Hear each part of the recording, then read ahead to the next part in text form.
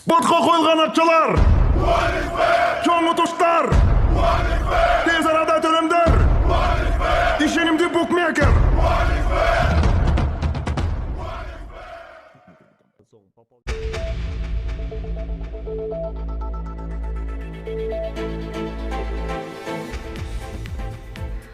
Qo'ytashdagi voqeada jaralangан атайын бөлүктүн кызматкери каза болду. Мурдагы президент Алмазбек Атамбаевдин кармоо операциясында жарадар болгон атайын бөлүктүн кызматкери каза болду.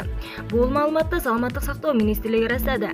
Травматология жана ортопедия илимин издөө борборунун директору Сабырбек Жумабековдун айтымында ага ок тийген. Ок жүрөгүн тешип кетиптир. Каза болуп калды деген Жумабеков дагы бир аскерге операция жасалганын кошумчалады. Саламаттыкты сактоо министрлиги үй тараптан атылган аскердик ок чокуптан өтүп, анын көкүрөгүн жаралаганын кабарлады. Андан тышкары дагы 25 адам ооруканага жатты. Аларга желим ок тийген жана башка ар кандай жараат алышкан. Чүйдүн Койташ айылында күч кызматкерлери мурдагы президент Алмазбек Атамбаевдин кармоо операциясын 7 августта кечки саат 8-дерде баштаган. Кырдаал курчуп октордун үндөрү кылган.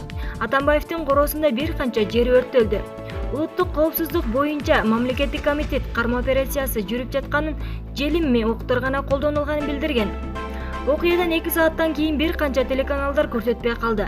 Алмазбек Атамбаевдин үйү жайгашкан чүйдөгү Койташ айылында уюлдук байланыш жана интернет начарлады. Кыргызстанды 2011-2017 жылдар аралыгында башкарган Алмазбек Атамбаевдин 2013 жылы Кримтөбөл Азиз Батукаевдин абактан бошоп кетишине тиешеси бар экени айтылып, милицияга 3 жолу суракка чакырылган. Бирок ал келген эмес. 27 июнда парламент аны кол тийбестиктен ажыраткан.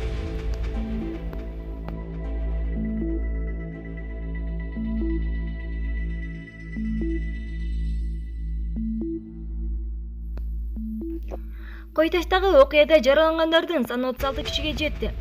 Чүйдүн Койташ айылында мурдагы президент Алмазбек Атамбаевдин кармоо боюнча жүргүзүлгөн атайын операцияда жаракат алып, ооруканага түшкөндөрдүн саны түнкү саат 12:55 карата 36 кишиге жетти.